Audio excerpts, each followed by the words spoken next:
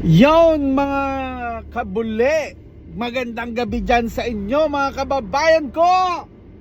Ay nako, nakaka-stress talaga mga kababayan ko sa nangyari kahapon. Pag-usapan na naman natin ito, ang nangyari kahapon. Kasi kagabi, hindi ako nakatulog, kakantay sa mga hinayupak yan.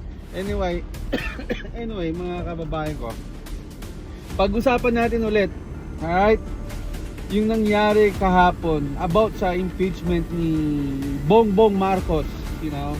Alam naman natin mga kababayan ko sinabi ko na yan bago mag-start ang ano nila ang hearing nila o yung meeting nila alam ko na na binibilog lang tayo ng mga yan. Alam na natin, alam na mga tao, alam na mga Pilipino na ganun na mangyayari. Na kunwari lang yun, palabas lang lahat. Na lalo na yung ginawa ni Abante, na kunwari, pa-walkout pa, nakipagtalo siya dun sa mga samahan nila, na kunwari, ganito. Kunwari lang yun, come on. Ginawa lang tayo mga tanga.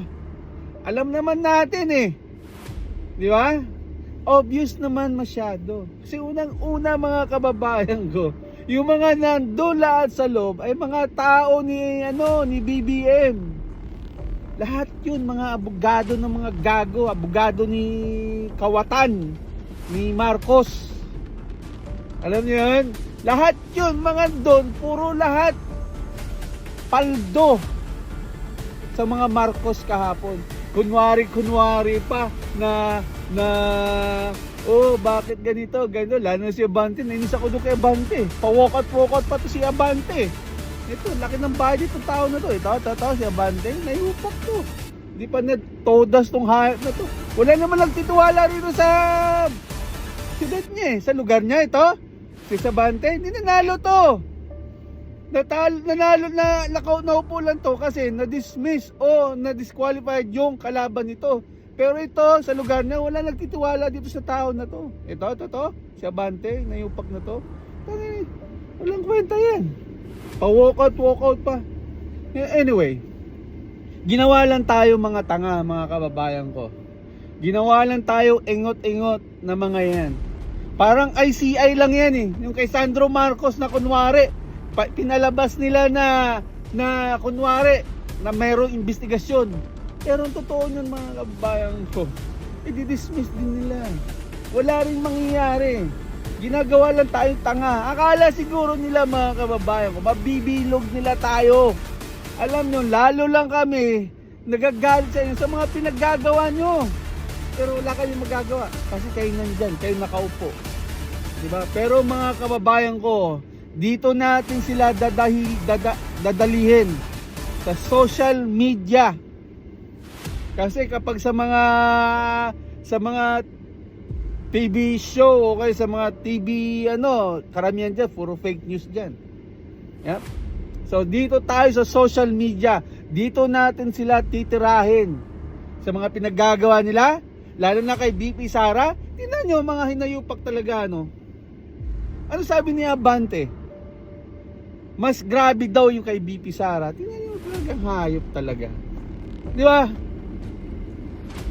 Mas sila kay BP Sara kasi I don't know, obvious na rin obvious pa rin mga kababayan ko, talagang gusto nila ilaglag si BP Sara o gusto talaga nila yayariin this year o next year para pagdating na 2028 wala nang BP Sara, hindi na makapagtakbo.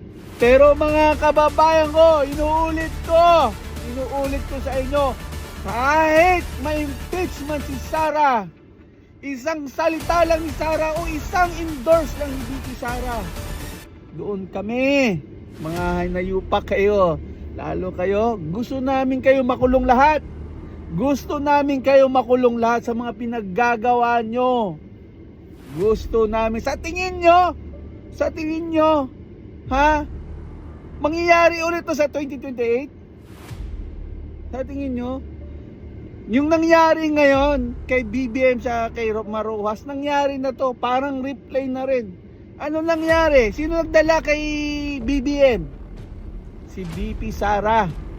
So nanalo yung hinayupag na magnanakaw na yan, yung BBM na yan. Nanalo yan, tutusin, wala na nagtitiwala dyan.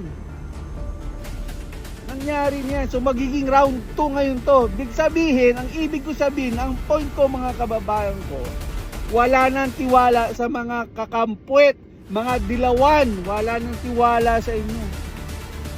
Yun ang ibig ko sabihin. Kahit anong gawin nyo, walang maniniwala sa inyo. Kahit anong sira nyo kay VP Sara o sa mga Duterte, walang maniniwala sa inyo, mga inayupa kayo. Kasi alam namin na mga magnanakaw kayo sa gobyerno.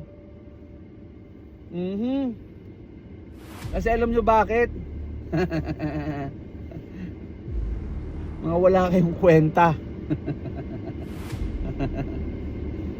So yan mga kababayan ko, ginagawa lang tayong tanga ng mga tao na to pag ganun pa, di ba? Alam naman namin na mangyayari yan pero tandaan nyo, may social media.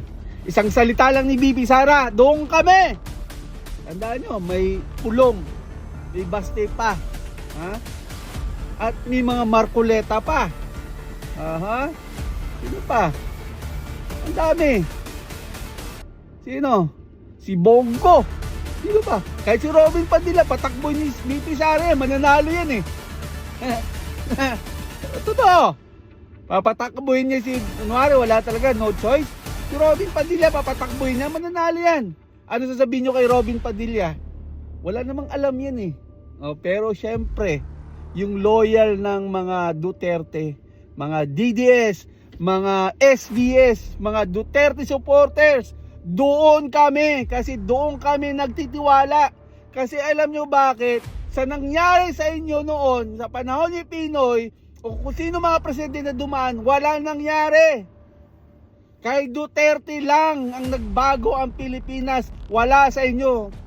Tandaan yan, wala sa inyo. Kaya suntok sa inyo na ginawa ni Duterte sa inyo na ganito pala, nagbago pala ang Pilipinas. Kaya suntok sa inyo na nangyari. Ngayon, anong ginagawa nyo? Binabawian nyo lahat. Wala mangyayari sa inyo mga kababayan ko. Ito mga yan, mga pink dilawan na yan. Trillanes. Ito pa yung nakangiwi. Tapos si Jokno, ano ba? Lalay de Lima, Intoberos, Bamakino, Kiko Pangilinan, naman. BBM supporters, mga BBM dyan, tatakbo? Hell no. Sino? Sino tatakbo? Si John Vic? Sino? Yung kapatid niya? Sa ombudsman? Hell no.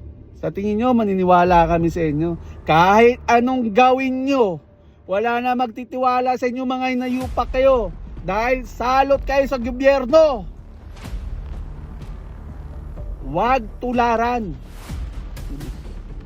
Lagi nyo tandaan, may social media na.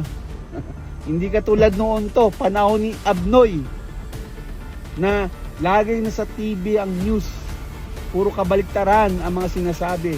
Na kunwari, yung mga dilawan, mga matitino, pero hindi. Ngayon, hindi nyo na kami malinlang kasi may social media niya. May mga vlogger na katulad nitong tao na to at marami pang iba na mga matitinong vlogger na hindi troll, na hindi bayaran. Marami ng vlogger na mga matitino at nagpapahayag ng katotohanan. Lagi nyo tandaan yan. Ito si Kabule, isa rin to. Good to. Sabihin na natin, sabihin nyo na lahat, siraan nyo na lahat. Pero hindi nyo kami manin lang, mga inayupa kayo. Kasi sawa na kami sa inyo, kakabintang, kabila ng bintang, impeach dito. Kapag wala, bago na naman, hindi kayo kontento, tira na naman kayo. Sawang-sawa na kami sa inyo, kakasira kay VP Sara. Lalo lang kami, nagagalit sa inyo sa mga pinaggagawa nyo. Walang kakwenta-kwenta.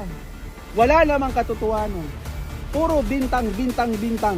Sabihin, alam naman namin na politika yan, takot kayo kay VP Sara sa 2028. Kasi lahat kayo makukulong. Mga pinaggagawa nyo, mga flood control, sa tingin nyo, hindi kayo babalikan ni BP Sara. Takot kayo sa mga korupsyon dahil babalikan kayo ni BP Sara. Pero hindi inisip. Isang salita lang ni BP Sara, kung sino ang iboboto namin, doon kami.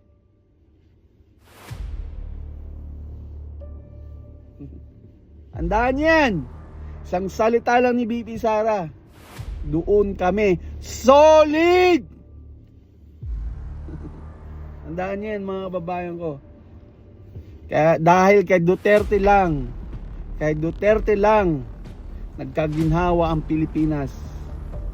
Huwag tayong magbulag-bulagan. Alam nyo yan. Kay Duterte lang nagkaroon ng ginhawa ang Pilipinas. Wala nang iba. Anyway mga kababayan ko, hanggang ano lang siguro kasi alam naman natin yun lang yun.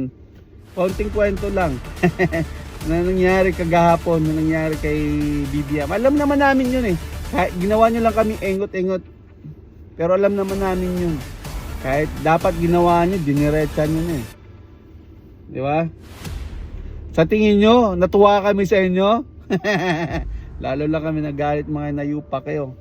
Anyway, mga kababayan ko, hanggang dito na lang. Kabuli.